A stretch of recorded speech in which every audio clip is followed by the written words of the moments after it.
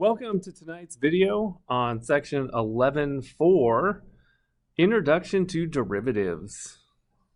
All right, so basically in chapter 1, we found how to find the average rate of change of a function that is not a straight line. And that is by finding the slope of the secant line. So in this diagram here, if we wanted to find the average rate of change of the height from age 13 to 18, we would take the slope of the secant line that connects those 2 points.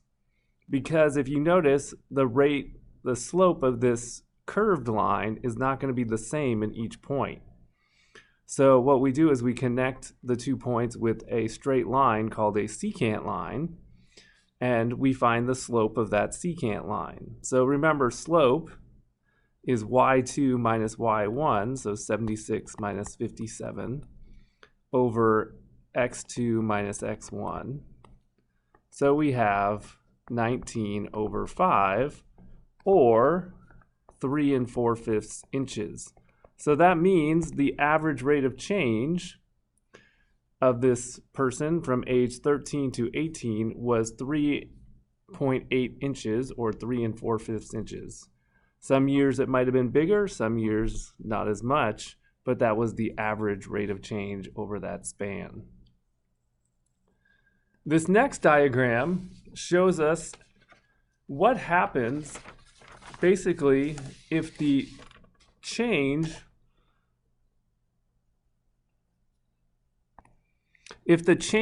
is this letter h. That's the change in the x, right? The change in the x. So notice at point A, the y-coordinate is f of a, and at point A plus h, because you add the change h, the y-coordinate is f of a plus h. So the average rate of change is going to be f of a plus h minus f of a all over a minus, x2 minus x1. So it's a plus h minus a.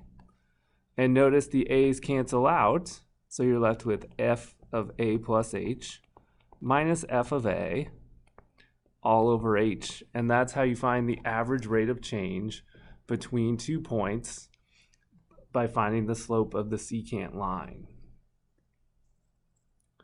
Well, that expression should look familiar because we did the difference quotients in chapter 1, where we simplified quotients using that difference quotient. Now, what happens if the distance labeled h approaches 0, meaning q moves closer to p? As it moves closer to p, notice that this is now a tangent line, because as q gets close to p, now it just becomes a tangent line. And that tangent line has the coordinates a, f of a. So notice as q approaches p, the secant line becomes a tangent line. So to find the slope of that tangent line, we are going to find the limit as h approaches 0 of that difference quotient. And that's the slope of the line tangent to that curve. So the two things have to happen. Number one, the limit exists. And number two, this limit describes the slope of the graph at that point and the instantaneous rate of change of the function with respect to x at that point. So what we have here is we're finding the slope of a tangent line to the graph of f of x equals x squared plus x. So basically, x squared plus x is a parabola. And 2, 6, let's say, is right here. So what we're finding is the slope of the tangent line to that point. So the slope of the tangent line to that point, we find, so the slope of the tangent line is equal to the limit as h approaches 0. Now, our a is the x coordinate, so our a in this case is 2. our f of a is equal to 6. So we're going to limit as h approaches 0 of, and then it's going to be f of h plus 4, because remember it's a plus h, minus f of 4 all over h. Well, f of h plus 4, so we get the limit as h approaches 0. So that's going to be h plus 4 squared plus h plus 4, and then minus 6. Actually, sorry about that. A is 2, not 4. So let me correct that. So it should be f of 2. So it's h plus 2 squared. And then h plus 2 here. Sorry about that. And then minus 6 over h. So now we do some algebra here. H plus 2 squared is h squared plus 4h plus 4 plus h plus 2 minus 6 all over h. So that equals, and notice 4 plus 2 is 6, minus 6 is 0. So you get h squared plus 5h over h. You factor out the h, so the limit as h approaches 0 of h times h plus 5 over h. Notice the h's cancel out, so it's going to be 0 plus 5, which is 5. So the slope of the tangent line to the graph at that of f of x equals x squared plus x at that point is 5. At another point it might be different, but at that point it's 5. So let's do another example here. F of x equals x squared minus x at the point 4, 12. So here a is equal to 4 and f of a is 12, or f of 4 is 12. So we're going to find the slope of the tangent line. It's going to be f of h plus 4, this time that's right, minus f of 4 all over h. And it's the limit as h approaches 0. So we have h plus 4 squared minus h plus 4 minus 12 all over h. So we have the limit as h approaches 0 of h squared plus 8h plus 16. You got to distribute the negative here, so it's minus h minus 4 minus 12 all over h. 16 minus 4 is 12, minus 12 cancels out. So it's h squared, 8 minus 1 is 7, so plus 7h over h. So then you're going to factor out the h.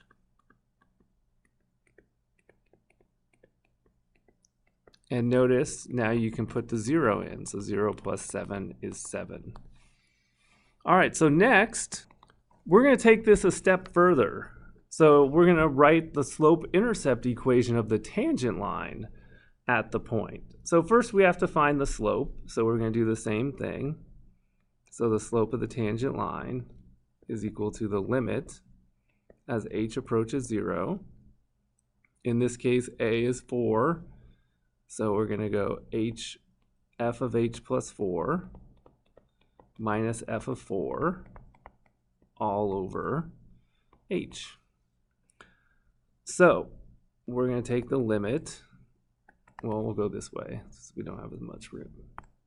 So we're going to go the square root of x, so it's the square root of x plus 4 minus 2, because that's f of 4, all over h. Well, remember when we have this here, it's not x plus 4, it's h plus 4. When we have this situation here where we can't put the number in because it would make the denominator equal 0 and we have a rad, we can simplify this by multiplying by the conjugate of the numerator. So we're going to take rad h plus 4 minus 2 over h and multiply it by rad h plus 4 plus 2 over rad h plus 4 plus 2. So when we multiply this, we get h plus 4 minus 4 over h times rad h plus 4 plus 2. Notice the 4's will cancel out, and same with the h's. So it's equal to the limit as h approaches 0 of 1 over rad h plus 4 plus 2. So you put the 0 in, and you get that it's equal to 1/4. So that's our slope. So now that we have our slope, we're going to use the slope and the point and write the equation in point-slope form, then slope-intercept form. Remember, point-slope form is y minus y1 equals m times x minus x1. So it's y minus 2 equals 1/4 x minus 4. So then you distribute, and then you add the 2. So you get y equals 1/4 x plus 1. All right, the next one, do the same thing. So we'll find the slope first. So we go, the slope of the tangent line is equal to the limit as h approaches 0 of f of h plus 1 minus f of 1 all over h. So that's going to equal rad h plus 1 minus 1 all over h. So then remember, multiply by the conjugate of the numerator. So it's rad h plus 1 plus 1, rad h plus 1 plus 1. So that gives you, when you multiply here, it's h plus 1 minus 1 over h times rad h plus 1 plus 1. Notice 1 minus 1 cancels out, and then the h's cancel out. So you're left with 1 over rad h plus 1 plus 1. When you substitute the 0 in, you get 1/2. So that is the slope. So then you take the point and the slope, and you put it in the point-slope form, and you distribute. So you get y minus 1 equals 1/2 x minus 1/2. And then you add 1. So you get y equals 1/2 x plus 1/2. That is your equation.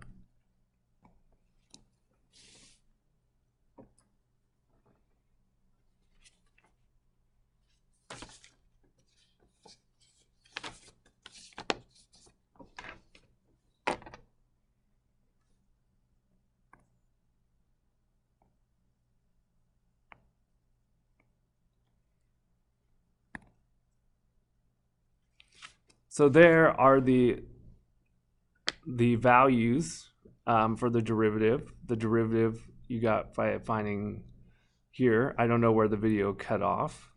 So now we'll go to the next thing, which is applications of the derivative. So applications of the derivative, there are a couple. The first one's the average rate of change. You can find the average rate of change of anything over time by doing the difference quotient, f of a plus h minus f of a over h. And you can also find the instantaneous rate of change of an object. At a certain moment, what is the rate of change? And that is just the derivative. So here we have a cube.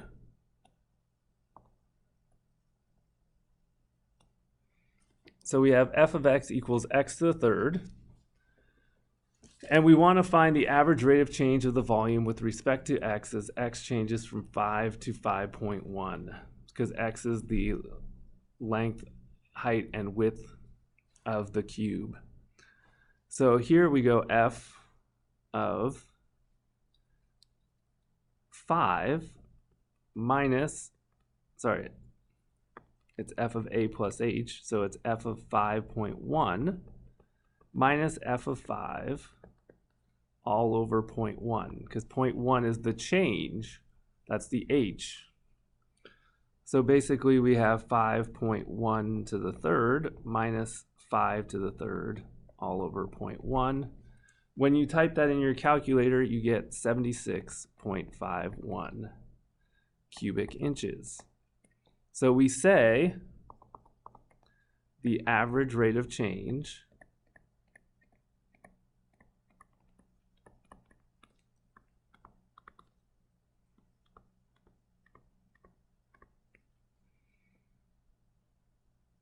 of the volume is 76.51 cubic inches per inch as x changes from 5 to 5.1. So then we do the same thing for 5 to 5.01. So we go f of 5.01 minus f of 5, and this time the change is just 0.01. So we go 5.01 to the third minus 5 to the third over 0.01. And when you do that, it equals 75.1501 cubic inches. So the average rate of change here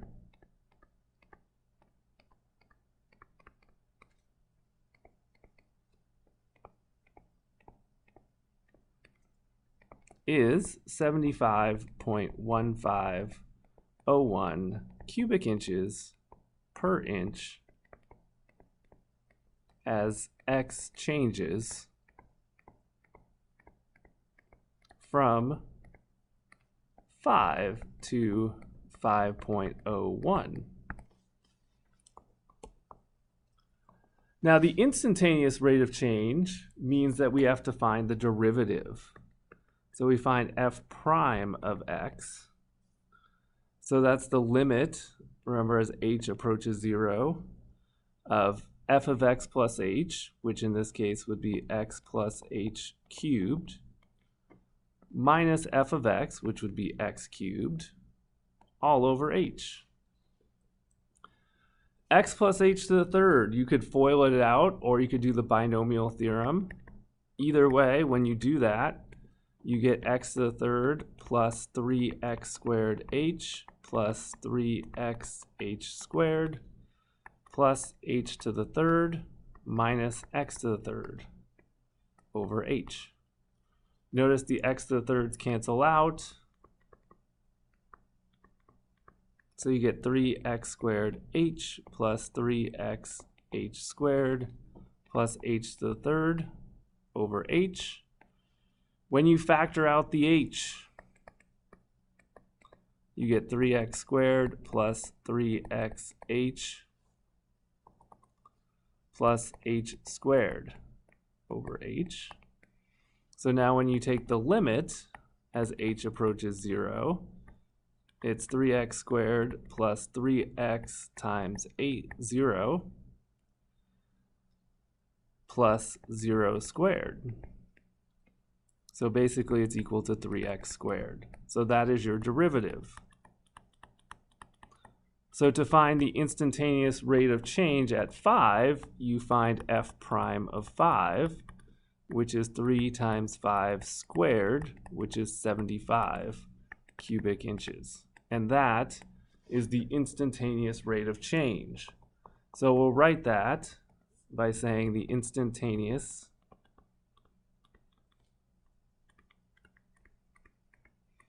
rate of change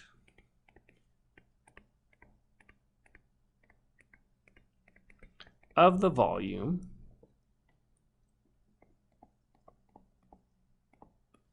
with respect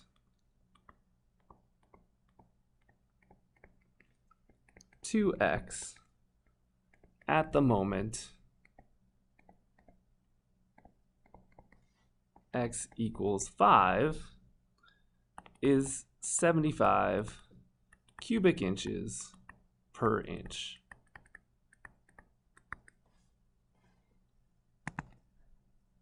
So for the next one, the function is a square. So it's fx equals x squared. So to find the average rate of change, you go f of 6.1 minus f of 6 all over 0.1, because it says it changes from 6 to 6.1. So you go 6.1 squared minus 6 squared over 0.1, and you get 12.1 square inches. So the average rate of change here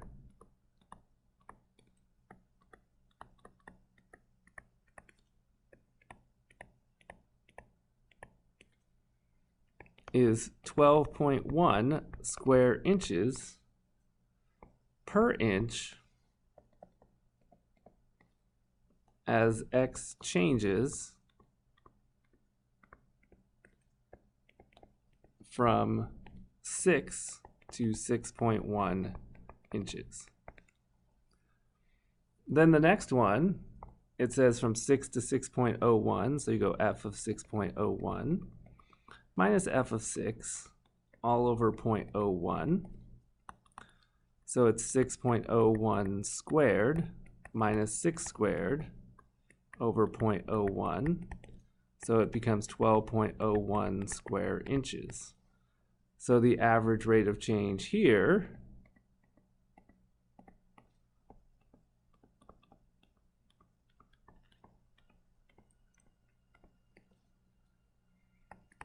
is 12.01 square inches per inch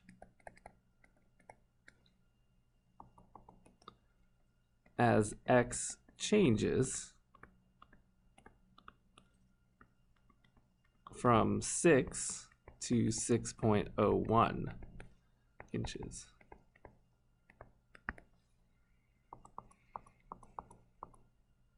Finding the instantaneous rate of change, that means you're finding the derivative. So f prime of x. Remember, that's x plus h. So f of x plus h minus f of x all over h, the limit as h approaches 0. So when we square that, we get x squared plus 2xh plus h squared minus x squared all over h. So then we factor, well, first of all, we cancel the x squareds. We factor out the h, so we get 2x plus h all over h. And then we substitute in the 0, and notice the derivative is just 2x. Yeah.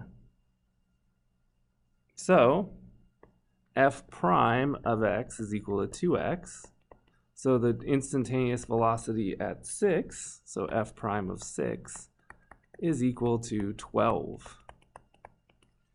So the instantaneous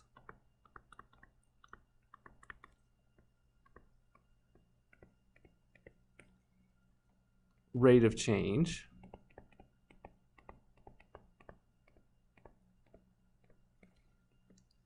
of the area with respect to x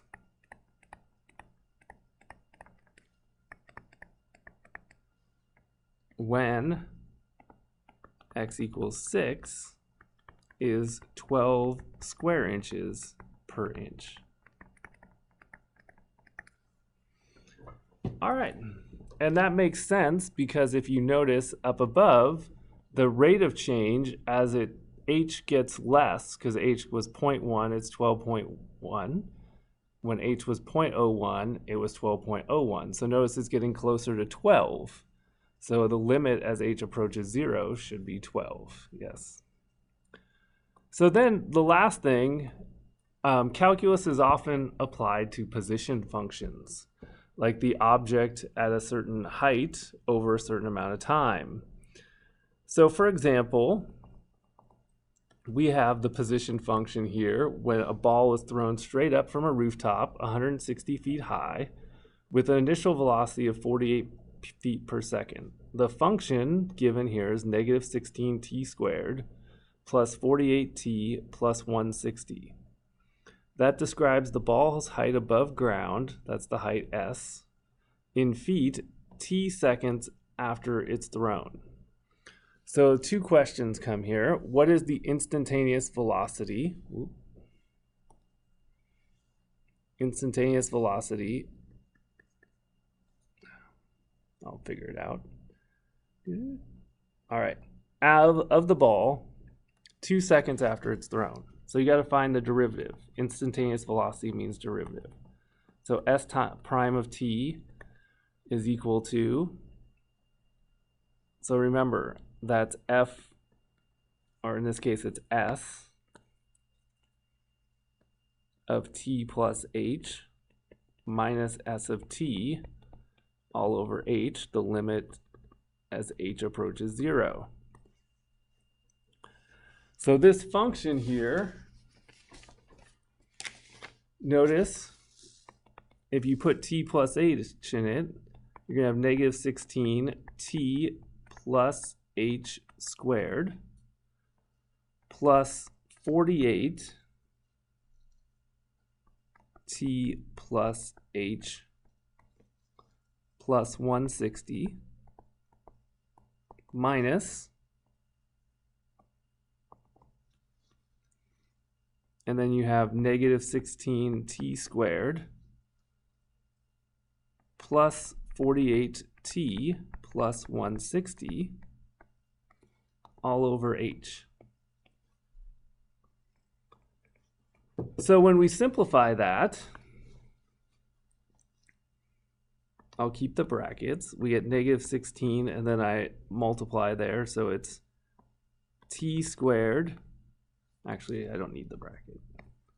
It's t squared plus 2th plus h squared plus 48t plus 48h plus 160, and then you distribute the negative here.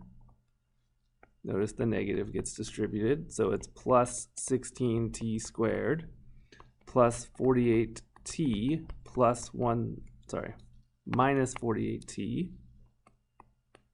minus 160 all over h. Now notice here when I distribute the negative 16, I get negative 16t squared minus 32th minus 16h squared. So when we're canceling, the 16t squareds go away, the 160s go away, because you have plus and minus 160, 48t's go away.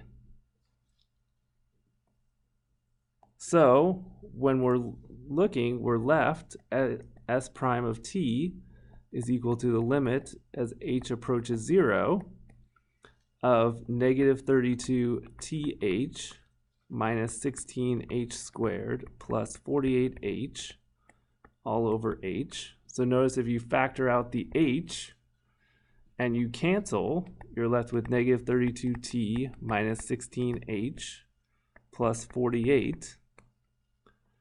And then if you substitute in the 0, you get negative 32t minus 16 times 0 plus 48.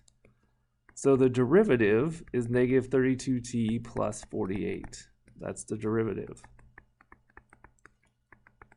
So the first question said, what is the instantaneous velocity after 2 seconds? So you got to find s prime of 2.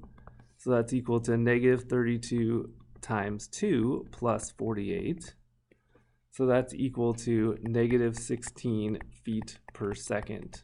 And the reason it's negative is because, remember, this is a parabolic curve. It's going up and then down. So somewhere, it's barely going down. It's going down slowly. So it went to the top and now it's starting to come down. Part B. Part B says what is the instantaneous velocity of the ball when it hits the ground? Well, to find out the time it takes to hit the ground, we have to set s sub t equal to 0. So remember, s sub t is equal to negative 16t squared plus 48t plus 160. So we set that equal to 0.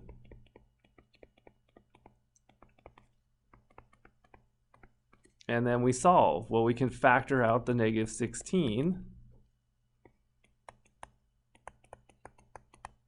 And then we factor the remaining polynomial, which is t minus 5 and t plus 2. So then we get t equals 5 or negative 2. But remember, time can't be negative. So at 5 seconds, the ball is going to hit the ground, which means to find the instantaneous velocity when it hits the ground, we find s prime of 5. And we already know the derivative is negative 32t plus 48. So negative 160 plus 48 gives us negative 112 feet per second. And that is the velocity as it hits the ground. All right, because it's going faster because it's gone down farther. All right, that concludes our video for this evening. I hope you enjoyed it. I know it was a little longer than normal.